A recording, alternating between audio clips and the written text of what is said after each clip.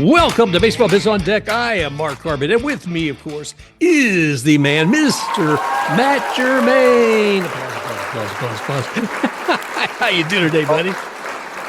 Followed by a gong.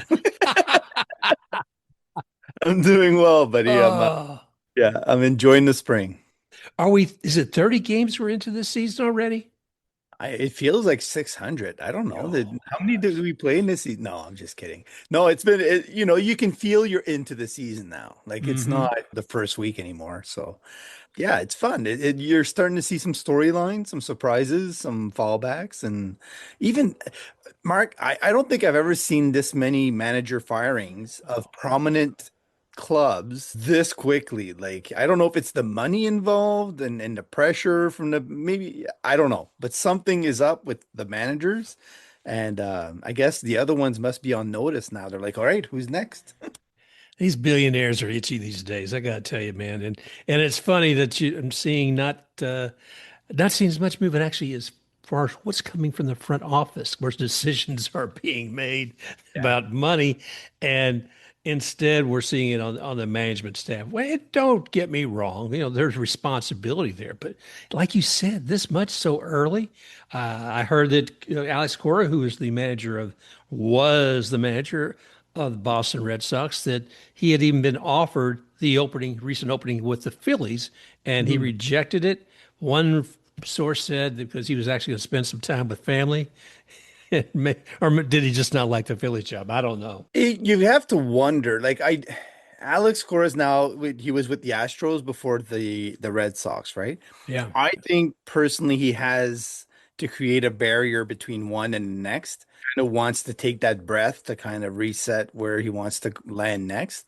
It's not easy to make, like, think about it. He spent the entire offseason formulating a plan, getting things together, working out in his head what he was going to do with the team and who's going to have what roles, and got comfortable with the coaching staff, got everything on the table, got it set up, started the season.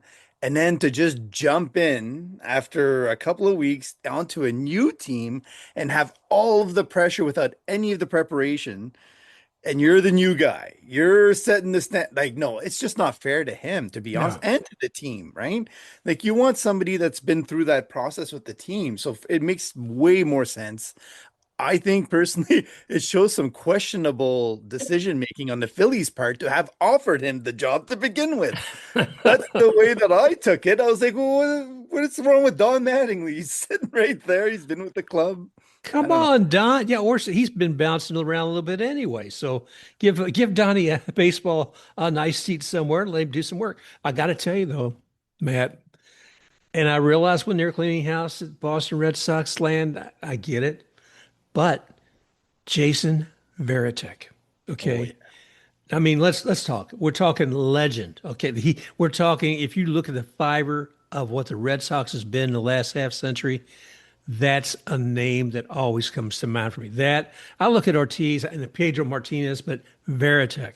And to say that well, we're just going to put him in another position. I thought you don't treat a guy like that. I mean, with the kind of cachet and the love amongst the Red Sox community. We're going to get somebody here from the some of the fandom because I can't speak to it as much as they can, but I can only guess what their passion is about Jason Varitek. Yeah, well, my mind automatically, when I hear that, it automatically goes to, okay, well, who are the legends that they could bring back in to kind of soften the blow, right? Yeah. Like Dustin Pedroia comes to mind. Like having him as part of the organization in some way. I'm not saying he jumps into the manager's role, Right. uh, but there's ways that the Red Sox can keep some of that aura. You have Pedro Martinez as an analyst now, and he's doing a lot of media work, but he's one of those guys that would be fun to see in a pitching coach slash manager's Oh role. yeah. But I don't know which direction they go, to be honest. Like long term. I think there's a lot of smart people out there. There's some changes in the rules in MLB, I also think, that are forcing teams to reevaluate where they put the focus, right? And what skills they're looking for on the manager's side, because now you're managing completely different things than you used to. Like, how do you manage? Well, what are your thoughts on the ABS system? What are your this? What are your that? Like all the extra things that they've added recently, all of a sudden you have to weigh in a different way. So I don't know. It'll be interesting to see who the Red Sox hire because it's going to set the tone for the next 4 to 5 years with what we thought was going to be a really tough team to beat. They have a lot of sophomore slump guys, which happens with guys, especially when they sign big deals. Roman Anthony's having a tough time, and some of their like the guys that came up last year that we thought were going to be elite from the get-go and hold their position and be the next stars are now still in AAA struggling. So, it happens. That's baseball. Yeah. That's happens so often. Carson Williams with the Rays is another example. Like top prospect of the team, he's having a hard time breaking through and getting that full-time gig.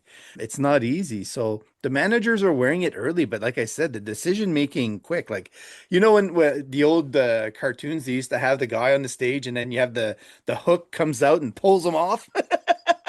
That's what it feels like. Like the show Yeah. just started and boom, they're out.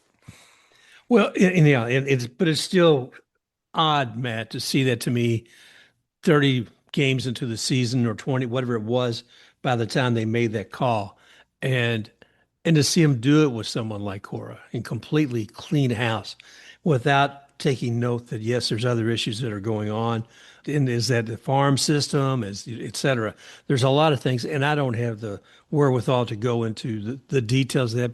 But like I said, we'll get somebody on here who can and talk a little bit more about that. A couple other things I'm going to just hit on the topics for today. We should probably take a look at what's going on with the standings and who's doing what. I will come back to some things that you said about NL Central recently. Uh, I like your reference too about the Rays and the Triple M or good. We'll say something about that. My visit to Kansas City and some things that I saw as well. So there's plenty of good things to talk about. Is there something you would like to start with? No, well, I threw out some stats which I thought were kind of interesting in terms of the reason why the Rays are having some successes early. But again, that falls into that whole M category. So I'll hold off until we get to that. Well, well, let's take a look at what you said a couple of weeks ago, both on the show and in your social post. And that was talking about NL Central.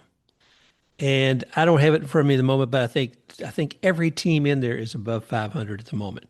I don't think you're going to find that in any other division at the moment. You'll find like the what NL West. You have a couple of 700, and everybody else is like four or three beneath that. Right. And then the AL East, as a comparison, only has two teams above 500, and the American League only has four teams above 500. So you have the entire American League that has four teams above 500, and five teams in the NL Central are above 500. And not only that, they all have a positive run differential except for one. There's one team that has a negative run differential. So that just shows like, well, they're all off to a hot start, which Yeah. is great, right? And they should be not like able to stay away from being sellers at the deadline. So then you're positioning them all competitive against one another when it comes to who they're going to reach out to for what, right?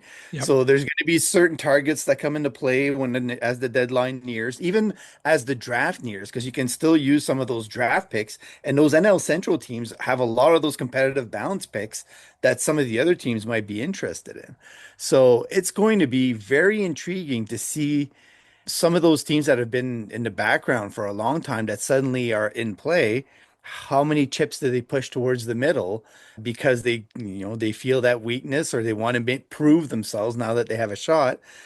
It's just really interesting. A lot of them have really great managers like Terry Francona, etc. You have some of them that have superstars in the making that are just breaking through.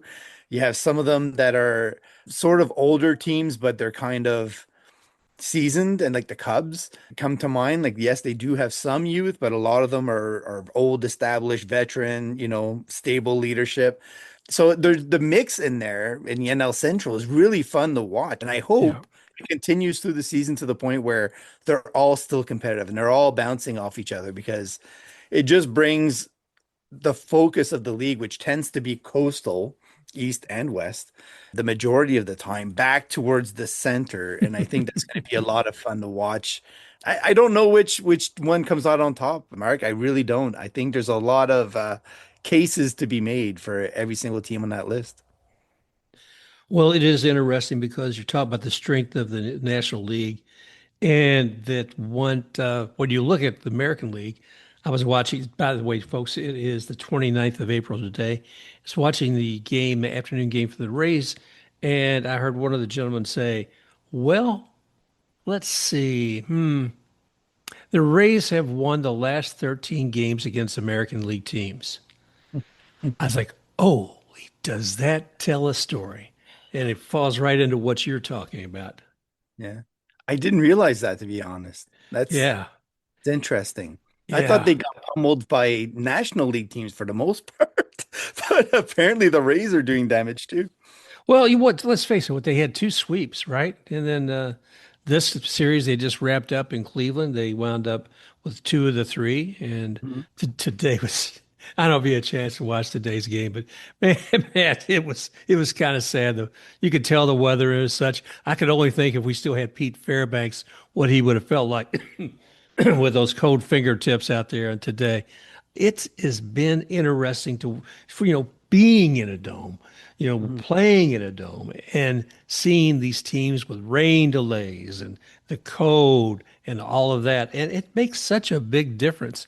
Man, to be able to have a constant with the temperature and weather, it sure is nice. And it Yeah. is certainly a mitigating factor in some games. Right. But when the offseason kind of completed, I pointed out some things, and I know a lot of fans were angry that they traded away Brandon Lau, and they were sad to see Josh Lowe go away. And Jake Mangum was a lot of people's favorites because he's a gritty kind of player. Right. But the things that I pointed out are coming true. Like the OBP is higher, right, with the team that they have right now, and that's adding pressure onto the other teams because they have more people on the bases all the time. They're sacrificing those runners ahead as much as they can. The batting averages are up significantly as well, and they're able to actually rank in the top eight in those categories: stolen bases, OBP, average, and sack bunts. So, which is making the floor higher in terms of runs scored every single game, despite whatever pitcher they're facing. Could be the top guy in a rotation, could be an excellent reliever. They're able to scratch across enough runs and get through the starter on the other opposing team. That's one thing I noticed last year with the Blue Jays. And the reason they had so much success with the approach of providing tough at bats constantly. You're wearing down the starter, you're getting him out, and you're attacking the pen afterwards. And to get that consistent performance from pens, normally there you find some cracks in there, and you're able to attack those cracks and score some runs. So the Rays are making the best of it. Like the game they won 1-0. I was watching that one. I was Yeah. like, man, Nick Martinez was on fire. He was just the movement on the pitches and the locations were never really risky. Like there was just a lot to love. And I can remember in the spring telling you, like, I don't know about this guy because the way he looked in spring was not this. I had a guy come into the Tampa Baseball Museum. He says, this is a waste of money. This Martinez guy is a waste of money. You don't know what you're getting, why they got him, but there we go." And so I always love it that when a player just far exceeds the expectations of some other folks. Yeah, my gosh, you're 3 M's. Let's go ahead and hit them, dude. Right. So that's Nick Martinez, right? He's on fire. He's just really starting to starting to earn some love, I feel. And the whole demeanor, like Shane McClanahan is amped up, right? But Yeah. he's not a cheerleader per se. He'll give the guys the backings, but he's more like a fierce competitor, like a dragon or whatever. So Nick Martinez is more of the pal guy, right? The guy that'll will cheer everybody. I think Rich Hill was a little bit like that before Yeah. that. Morton was a calmer version of that, but like always positive, always upbeat, always looking at the glass half full. So that's that. And then you have Shane McClanahan, who's the story of the year in terms of comebacks. He's actually looking like he's regaining some of the command and control that he needs to be successful. And in the last few outings, he's looked really encouraged with his own performance, which you need. You need to Yeah. get some positive momentum along the way. Not saying he's going to be pitching any 9 inning shutouts tomorrow, but again, he's very consistent and he's giving the Rays a chance to win every single time he's out there, setting up the pen well. And Steven Matz, I think probably from the time they got him, like he's just been a glue guy. Like Yeah. everything that I'm hearing about him is always like trying to get people under his wing, trying to make sure that everything is done in a professional way, that people are taken care of. And I don't know, like the I can't remember a time when the Rays had as calm and as professional a rotation through and through without the big questions of youth. And Jesse Scholten's has come in and looked outstanding the few times that he's been on. So I don't know, Mark. Like I think we're on to something. And I mentioned that when we were talking to Josh, and I said, if the Rays starting pitching shows up, they have the pen to dominate. So then everything is open game. Like at that point, my expectations, go ahead. It's just that we had seen so many years of Shane McClanahan tailing off, Yeah. of Drew Rasmussen getting injured, that there's a lot of fragility, and it's still there. But for having seen what I've seen from Nick Martinez and Steven Matz, all of a sudden that's kind of altered as well because now I'm like, okay, probably they could mitigate a lot of those risks now. Having said that, what's behind them, we'll see, and we'll talk about that another time. But I also want to add one thing, Mark. Gavin Lux hasn't arrived yet. Yeah. So Where's that $1 million going on?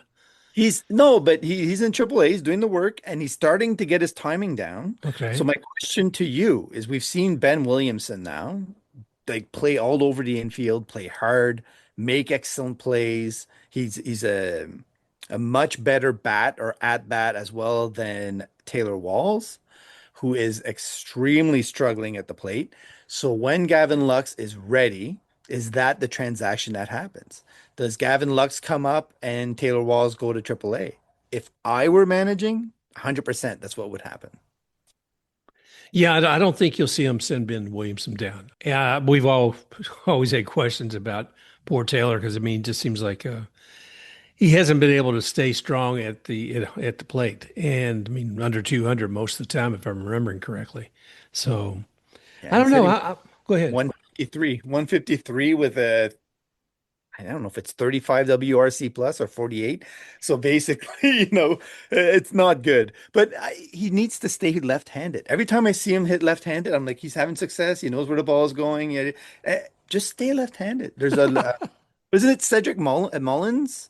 Cedric Mullins did that. Maybe Mhm. he needs to have that conversation with Taylor and say, listen, I did it. It led to success for me. I kept on the left side because 80% of the pitchers are right-handed. That's why I chose that side and I just went with it and it worked out. So I think Taylor would do very well for himself to go down that road, or else he's going to lose his spot, and who knows which other team is Oh, going to bring him up to give him one, right? jeez, Maniz. Yeah, yeah. Hey, talking outside the Rays, looking at Mhm. the X-rays, I posted something the other day because it's been interesting to see how some of these young guys are doing. And quite honestly, I wasn't sure where Josh had landed. Josh Lowe, not Lau. And there I am in Kansas City watching the Angels and the Royals play. And then I see him come into the game. He didn't start out with it.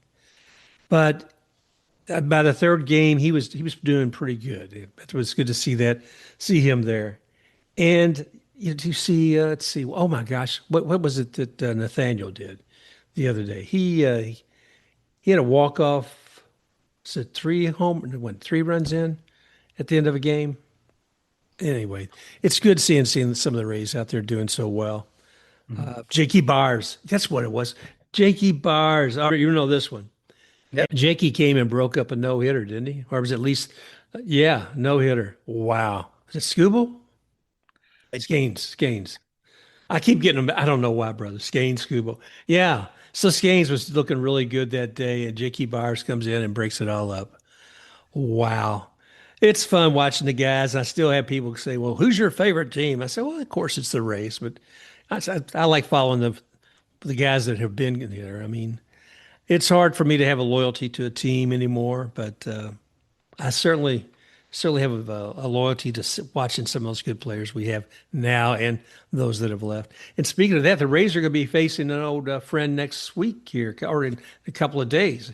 The Giants are coming to town, and right. we will be facing our good old buddy, Mr. Willie Adames. Let's see who's in company with him. We got Devers, and there's who's another. Oh, can't think of the other one at the moment. But anyway, it should be a lot of fun. Yeah, Matt Chapman is also part of their team, and I think the interesting part for the Rays is going to be, can they maintain the momentum they've had so far? Like, yeah, it's been impressive, like in terms of, building yourself a little bit of wiggle room to have fallbacks and goes and yada yada yada.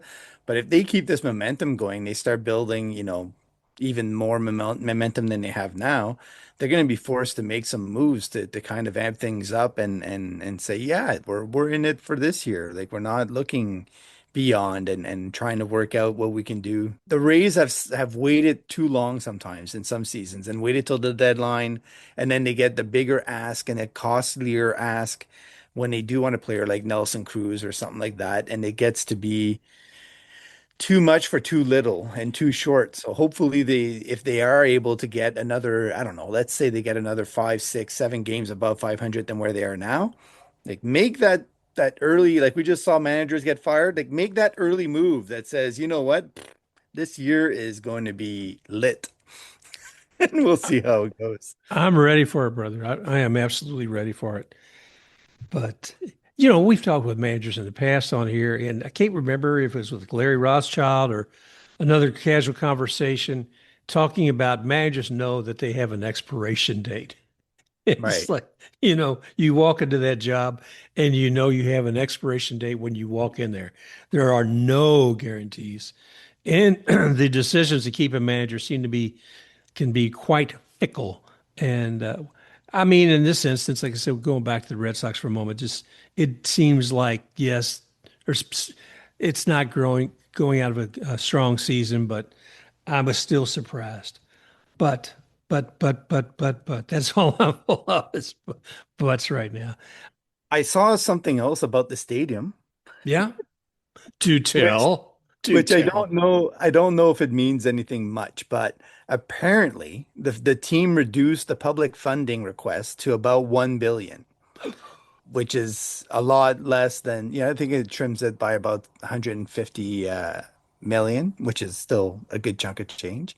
But the Hillsborough County officials say that still falls short by about 75 million of what they were trying to get trimmed off. So I guess the figure then becomes they're willing to do 925 million, Hmm. which is kind of interesting, right? If you read it backwards, they say that that's the gap. Now, is that enough of a gap to stop any deal from going ahead? I have no idea. Well, I was thinking about that. Let's see. If you could get three or four ballrooms budgets together, you could probably get enough. Because let's see, four ballrooms would be, see, 800. Oh, that'd be 1.6 billion dollars. Right? So I think that we can probably get that because I know that I've heard the taxpayers aren't going to have to pay 1 cent here in the U.S. for that. Oh, no, no, no, no, no. That was the original statement. Scratch that. Oh, let's get back to Yeah, a ballroom at every park, Mark. A that's it. ballroom at every park. And we will all be secure. Oh gosh. It is funny. It's about security because I never know because of traveling up to Kansas City, what you're going to have to go through as far as TSA and then at the park as well.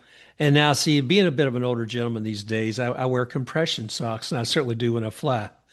And that's one of the first things I get pulled every time, man. All right, what you got down there?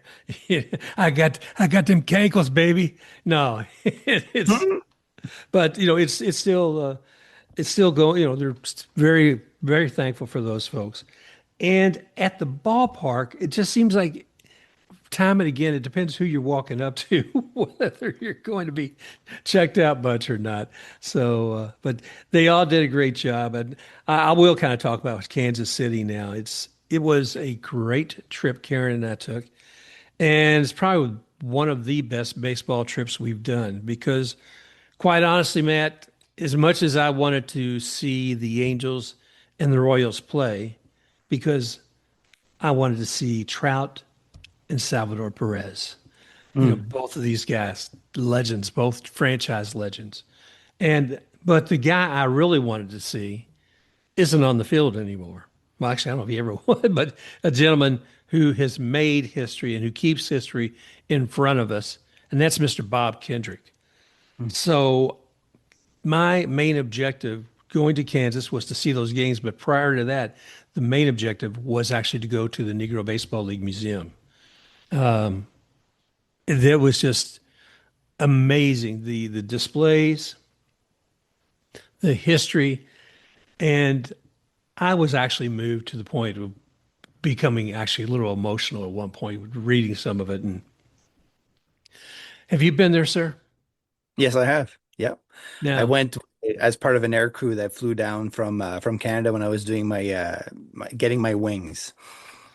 wow, it's you walk in there and they have that mocked up smaller field, and they've got the green walls up there, the old wooden walls. Mm. And I put my hand on it, and I didn't know if this is just something they got from a lumber yard when they built this place, or if it was something for, it's truly part of history. But when I touched it, I felt like I was part of that moment. It brought me into that moment for a second, and whether that be something a facsimile or the real thing, my experience was real, and it really drew me in to also being from Florida in the area here. Very much pay attention to Buck O'Neill. Mhm. Buck O'Neill grew up in Sarasota. Was surprised racism and everything else that kind of pushed him out anyway because they wouldn't allow him to further his education at one point. Mm. And to know the work that all that he did, he was the manager with the Monarchs and everything else, and how instrumental Buck was in getting that museum, putting it all together, getting the people together. And he was the face of the Negro League Museum when you think about the documentaries and everything else, the history of the leagues and those teams.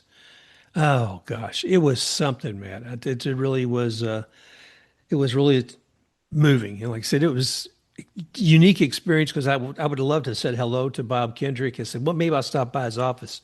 But as soon as we walk in and start heading toward the entrance to the museum, I see him there all dressed up, ready to go to luncheon. And I said, hey, Bob, like, Mhm. like we're old buddies or something. It felt like that there. I mean, but so he took a few minutes to chat with me and we talked about the new stadium, what's happening there because he's got him tied in with a lot of different luncheons and with that sort of thing, but also the growth of the museum. So it was very important to me for that. And once we had finished there, it was cool. We left here around 6 in the morning. We Mm. woke up around 3, 6 in the morning, flying out to Kansas City. We're arriving around 8:30 Central Time, and lo and behold, we're able to get into our hotel room by about 11, if you can believe it. Yeah, yeah. So it just things started falling in place. I mean, going to the Negro League Museum and Bob Kendrick walking out to leave as we walk in. So I'm thinking, well, what are the games going to be like? Friday night fireworks, and yeah, and they've got you've been there. They've got this big giant like a shield scoreboard with the little royal caps on top of it. And that thing is immense. And the displays that they're able to do with that through the game, Mhm. oh man, when they want people to make noise and such, it just blows you right out. But they have the Kaufman fountains that the Mr. Kaufman had Mrs. and Mrs. Kaufman had built there, And that was, that was part of amazing too, because these things are constantly glowing. There's flames being shot out across the fountains as well, And then Friday night fireworks after the game, it was just stupendous to watch. So it was a very, very colorful, eventful evening. And but to see the teams and for me to go see those two legends that are still in the game, I mean, it's like, watching with Cleveland, looking at Ramirez. And so in the same genre, or at least the same, I should say, stature that he's in. I look at Mike Trout and I look at Salvador Perez. And Yeah. these guys, they're something, and Trout's still out there in center field, grinding away, doing what he does, and watching that man come in so speedily still to come in and catch a ball. It Yeah. was just, knocked my socks off, literally. But if I looked at the games quickly, I'll say game one Friday, Mike Trout, when his at bats, three times they walked him. Salvador Perez, he had four at bats, he had zero hits and no runs. Now, come to game two on Saturday. Trout has four ABs and one hit. Perez has five at bats, three hits, two runs, one home run. Mm. So yeah, that was a nice little game for him. Game three. Now Trout has five at bats, one run, one hit, one walk, two RBIs, and one home run. So there's a lot of excitement. However, at that point, I'm in the airport. so I didn't get to see that. And Perez had five at bats, one run, one hit, one RBI.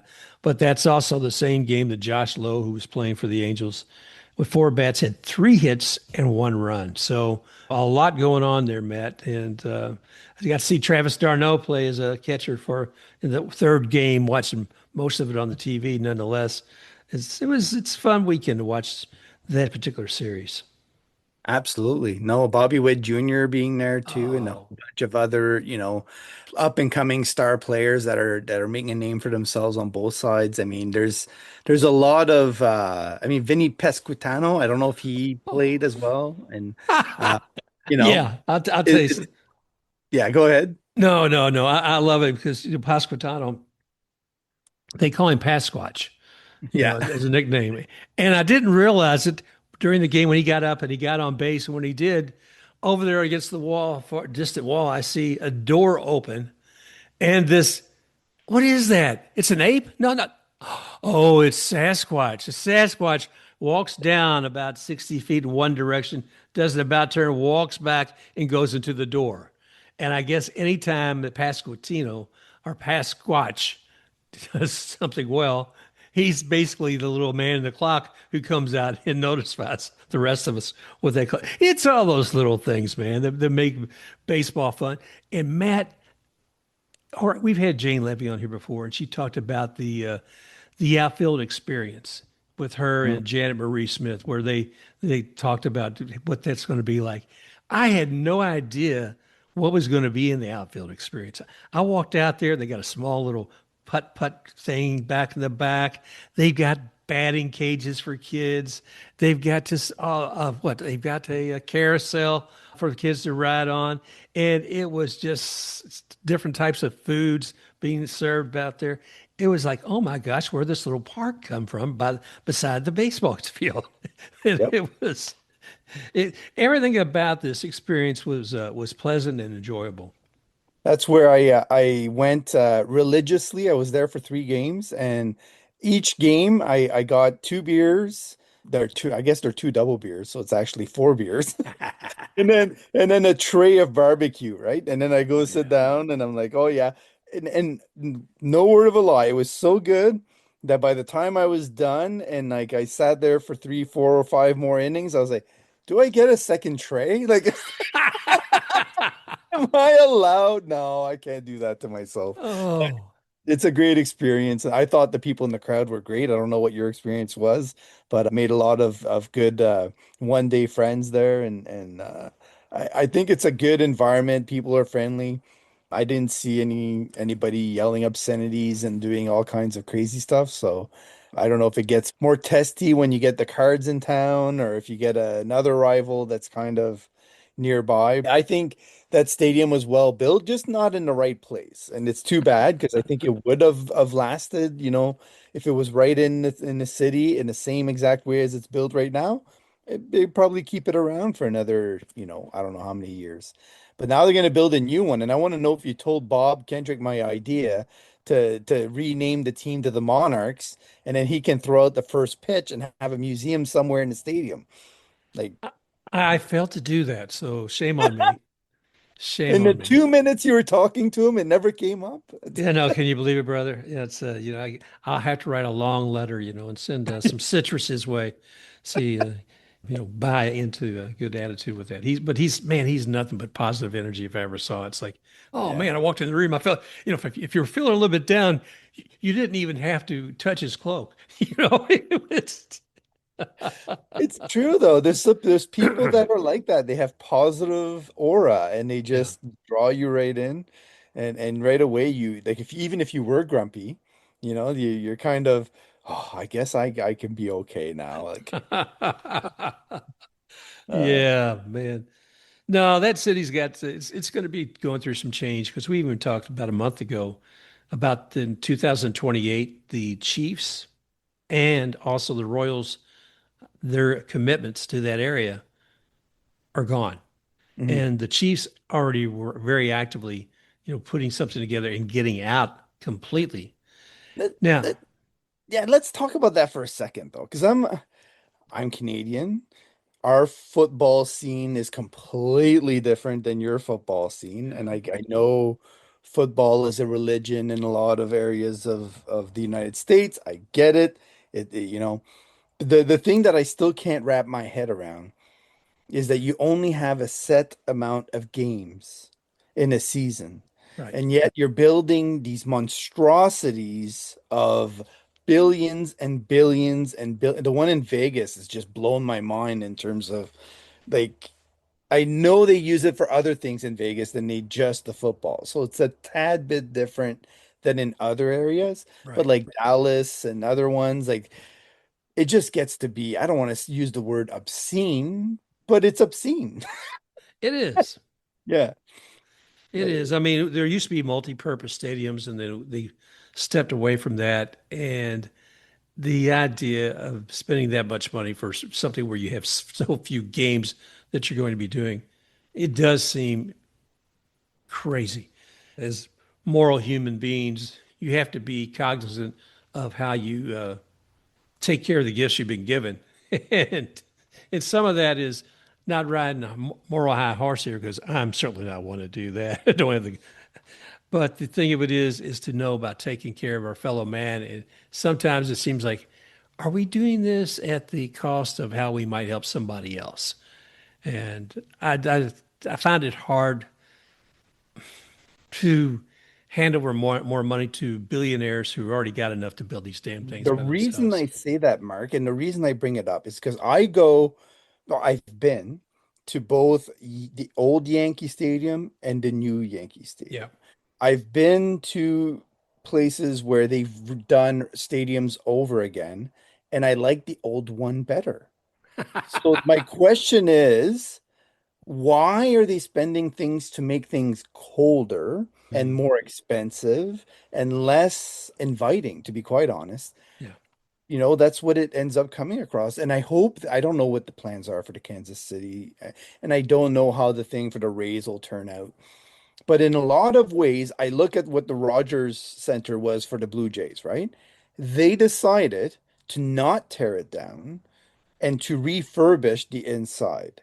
To me, that is a more practical, more ethical, and way less expensive proposition. They spent Yeah. 500 million, I think, to revamp the inside instead of spending 3.5 billion on a new one and charging taxpayers for it. There's a conversation to be had, and it should be widespread and it should be loud from the people that are suffering and not able to afford to go to a game.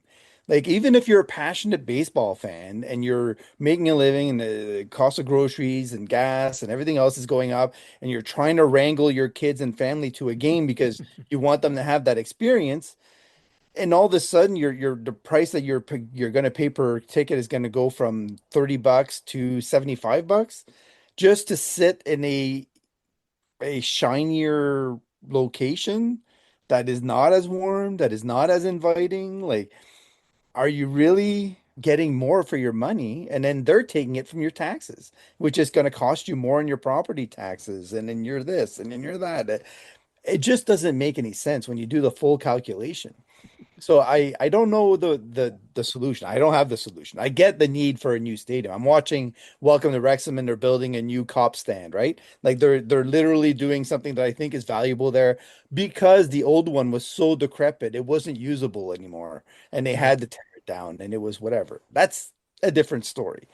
But I see the billions spent, and then the NFL just brings it to light because it's so few games. It Yeah. just doesn't make it. And like I watched the old Notre Dame movie there or with Rudy, right?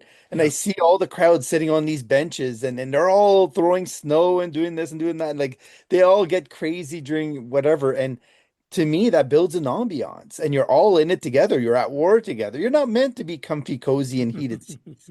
Like, no, that's not the way that you're supposed to be. So I'm on my stool right now, screaming in the air like an old man. I guess I'm getting old, Mark. I don't know No, what's no, no, no, no, no, going no, no, on. no, no. We got me for that.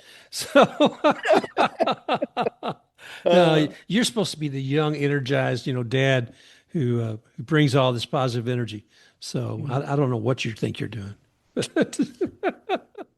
I gotta turn the switch. Oh, gosh. Let's see. What other insanity do we have written down here, Mr. Well, Matt? I don't know like when those things start coming out, but I'm curious about the power of the schedules, right? And whether or not there's any teams that have an edge based on what's happened so far. Because I feel like the Rays haven't run into many AL East teams other than the Yankees yet, and like they haven't felt to me like they've been challenged much either, though, in a weird way. Like the Guardians just seem flat this year. Like they don't have the bats going. They had key moments where they could have broken it open against the Rays. The Rays got them to shut it down. And Jose Ramirez, getting it to within 10 feet of that center field wall was a testy moment. But I feel like there's intrigue there. Like I don't know what's working and what isn't. If Kevin Cash is just pulling on the right buttons, if the catchers are just more comfortable, if the team is more comfortable, I don't know what it is. But what I've seen with the front four in terms of the lineup and the Mhm. consistency from those guys, it seems to set the tone for the game. And you put that along with the starting pitchers that we mentioned before with the M's and the improvements in the pen with Baker now suddenly coming in there and taking over that closer's role. There's a lot to like, and I don't know where it heads. Like you're talking about, you just went to the Royals. They're not off to a great start, and the old Rays, Macacharo is having a hard time over there trying to get them going. If they keep faltering for any span of time, Jonathan India just underwent surgery, and Ooh. he's probably going to be out for the entire year. But there's a case to be made where they would have some trade pieces that the Rays would be interested in. So I don't know. Like we're just getting into May. It's way too early to be considering major trades. But which other team than the Rays, Mark, do you feel right now, looking at the landscape, is been most intriguing to you? Ooh. I'm going to stay close to home on this, and I won't say intriguing, maybe disturbing and short-sighted on my part. I really expected more with Blue Jays. Now, I understood they took a hit with some people, but I expected this team to do more. If I see beyond that, I'm still feel like I look a little deeper, but I want to see more of what's going to happen with the Astros this year. But the Blue Jays, we know, I mean, losing Bichette and some other things that are happening, and is Vladdy Jr., is he's happy there.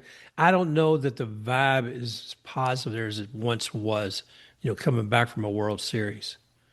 But I don't know if I actually call that intriguing. I'd say a little disappointed and surprised. We got to get Brent back on here. Yeah. I think that the interesting one to me that I feel like is starting to, build momentum to the point where you're suddenly going, okay, well, they're contenders, is the Athletics. And the Athletics Hmm. have elite players that nobody talks about, right? They tend to sit on the sidelines, be quiet. Everybody remembers them as Oakland. Oh, you're Oakland. Ah, ha, ha, ha, ha. You're coming into town. Oh, okay, we're gonna win 2 out of 3. We're gonna sweep. We're gonna do whatever. But they've got some guys like Nick Kurtz. I don't think gets enough appreciation across the league for what he does. The same thing with Shea Langoliers. Like those two guys are elite players right now at the plate. Like they're really setting the tone for that team. And now you add in Carlos Cortez, who I could mention that guy probably to 90% of the fans at the stadiums that we go to, and they wouldn't even know who he is Yeah. because he doesn't get any media coverage, right? And so he's got an OPS of 111. You put that on the Yankees, and he'd be the talk of the freaking league. Like they'd be talking about him everywhere, but you don't hear about him. So you go down to those guys, and suddenly you're going down to Lawrence Butler and Tyler Soderstrom and Brent Rooker, and they're way under their performance, and they're still prominent, good bats. Like they're a dangerous lineup that nobody talks about enough. And so I just feel like they're probably the most intriguing. And here's why, Mark. They have a stadium being built. Shovels are in the ground. They know the money is coming. Yeah. So if they decide to add somebody, even if it's a long-term contract that that person has, and Yeah. there's a lot of them that would be there to be had. I mean, look at the Mets. The Mets are the perfect example, right? How much are they itching to offload some of this baggage that they've built on over the years, there's other ones that we'll be able to point to over time. But to me, they're the most intriguing team because they have the budget to add whoever they want. They can go across the league and say, we'll take the most expensive. We'll take Otani right now. Okay, Dodgers, get on the phone. Get us Otani. No, maybe not to that level, but you know what I mean. Like they have no budget right now that would actually force them to say, no, we can't afford that because they know the income is coming from that stadium. Oh yeah. So it's really interesting to see what they're going to be able to add. And there's a few X-rays on there with Jeffrey Springs and Jacob Lopez and a couple of other guys. But I've been watching some of the later games because I end up, sometimes finally getting down at a certain thing. So I watch the beginning of their games or the mid part of their games, depending on when they're playing. Them and the Pirates have caught my attention where I'm like, Mm. oh, I have to watch them now. I have to watch them. Maybe it's also fantasy based because I have a lot of their players on my teams, but I find they're ones that just keep an eye on through the season because they're fun to watch.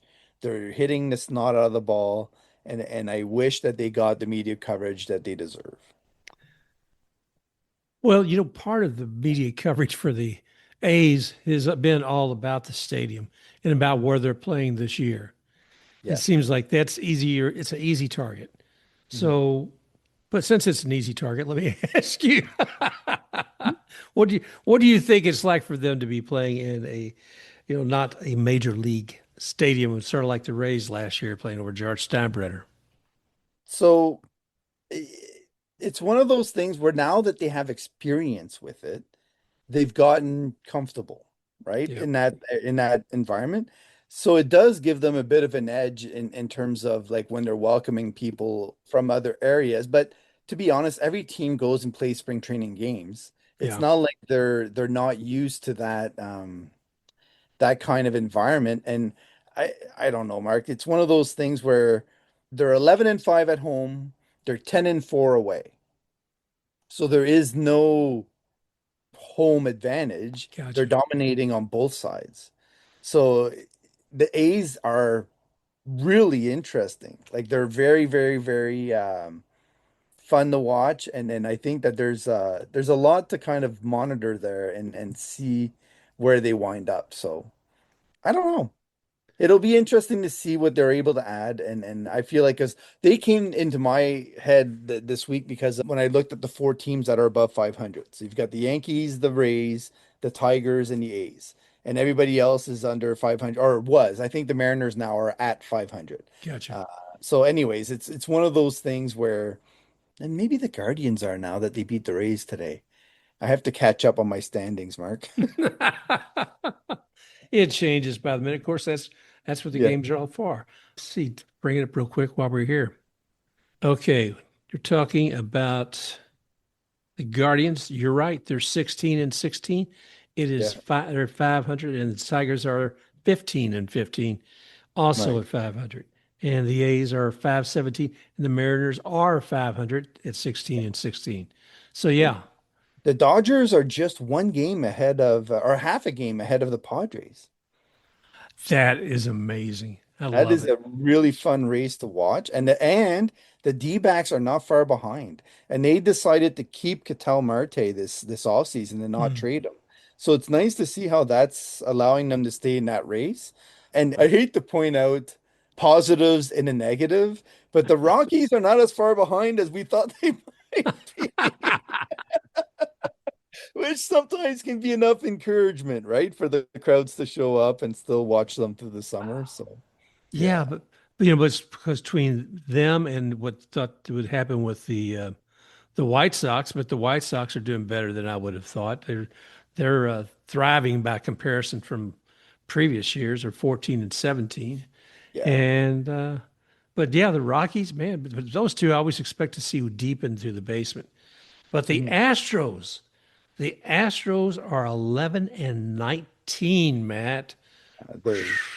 They don't have the system to keep plugging away. And for a long time, they got lucky with health and always finding one hitter and one pitcher that they could plug in that was enough to sustain them because they had the steady core. I still think that they probably should have brought back Alex Bregman, but I don't know what that relationship was and why they weren't. Because what it could have happened then is they could have signed Alex Bregman and dealt Isak Paredes to find another piece that they needed somewhere else. But right now, they decided to keep Isak Paredes for now. There's a trade asset that somebody could go after and supplement their team. But I think that the Astros are going to have a rough year. They're going to get a good draft pick out of it afterwards. It'll be fine. I'm looking forward to seeing who the Rays grab with the second overall pick. There's a lot of mock drafts that are saying that they're going to take a catcher, Mark. Huh. Well, Did you I'd know like to. that? I would like to see what that looks like because was it Fortis and Fiducia, and I think I have a little more faith in Fortis, but I think if both of them got replaced tomorrow, I wouldn't be surprised either.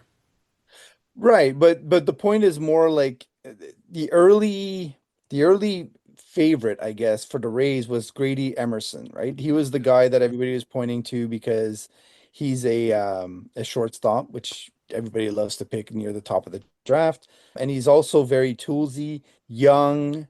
He's supposed to be a bit like Connor Griffin in terms of Hmm. overall tools once he gets fully developed and out of the way. I'm not saying he's going to be as highly projected in terms of power and everything else, but his overall game is supposed to resemble full development, something like Bobby Witt Jr.